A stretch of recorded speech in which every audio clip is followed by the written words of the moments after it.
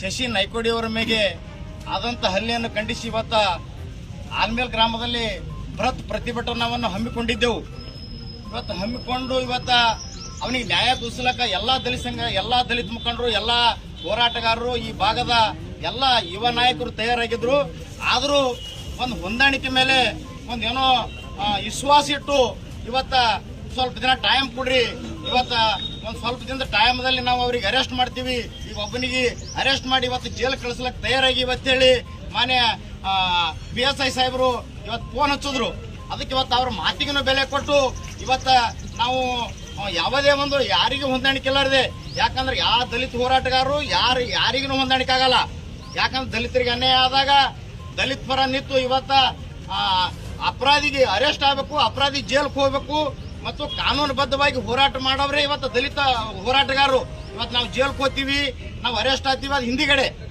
ಅದಕ್ಕೆ ನಾವು ಇವತ್ತ ಬಿಟ್ಟಿವಿ, ಕೈ ಬಿಟ್ಟಿವಿ. ಇವತ್ತ ಏನು ಮುಂದಿದ್ದು ಇಟ್ಟಿಗೆ ಮುಗಿತದತ್ತಿಲ್ಲ. ಯಾಕಂದ್ರೆ ಈ ಭಾಗದ ದಲಿತ ಹೋರಾಟಗಾರರು ಯಾರು ಗುಲಾಮರು ಇಲ್ಲ ಮತ್ತು ಸೂರ್ರು ವೀರು. ನಾವು ಈ ಭಾಗದ ದಲಿತರು ಅಂದ್ರೆ ಸೂರ್ರು ವೀರು ನಾವು. ಅಂತವ್ರು ಇವತ್ತ ಸಾಹೇಬರಿಗೆ ಮಾತಿಗೆ ಮನ್ನಣೆ ಕೊಟ್ಟು ಇವತ್ತು ನಾವು ಹೋರಾಟವನ್ನು ಕೈ ಬಿಟ್ಟು, ಯಾಕೆ ಕೈ ಬಿಟ್ಟಿವಿ ಅಂದ್ರೆ ಯಾರಿಗೆ ಅಂಜಿ ಅಳಿಕೆ ಇಲ್ಲ ಮತ್ತು ಯಾರ ಮಾತಿಗೆ ಕಲೆಗೂಡಿ ಅಲ್ಲ. ಯಾಕೆ ಬಿಟ್ಟಿವಿ ಅಂದ್ರೆ ಏನೋ ಒಂದು ಸಂವರ್ಧತೆಯಿಂದ, ಏನೋ ಪ್ರೀತಿ ವಿಶ್ವಾಸದಿಂದ ಇವತ್ತು ನಾವು ಹೋರಾಟಕ್ಕೆ ಕೈ ಬಿಟ್ಟಿವಿ.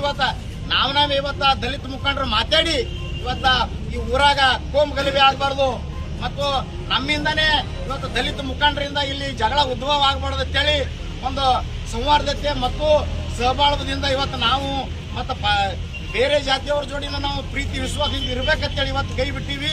ನಾವು ಕೈ ಬಿಟ್ಟಿವಿ ಅಂದ್ರೆ ನಾವು ಅಸಮರ್ಥರಲ್ಲ, ನಾವು ಮತ್ತು ಯಾರ ಮಾತಾರಿ ಕೇಳಿ ಬಿಟ್ಟವ್ರಲ್ಲ. ಅಂತ ಲೀಡರ್ಗಳು ಇರ್ಬೋದು, ಅವ್ರು ಬೇರೆ ಯಾರೋ ಇರ್ಬೋದು, ಅಂತವ್ರಿಗೆ ನಾವು ತಲೆಗೂಡಲ್ಲ. ಅದಕ್ಕೆ ದಯವಿಟ್ಟು ಇವತ್ತು ಪೊಲೀಸ್ ಸಿಬ್ಬಂದಿ ಇವತ್ತು ವಿಚಾರ ಮಾಡಿ ಎಚ್ಚೆತ್ತುಕೊಂಡು ಇವತ್ತು ಏನು ಹಲ್ಲೆಗೆ ಒಳಗಾದಂತ ಶಶಿ ನಾಯ್ಕೋಡಿಗೆ ನ್ಯಾಯ ಒದಗಿಸ್ಕೊಡ್ಬೇಕು.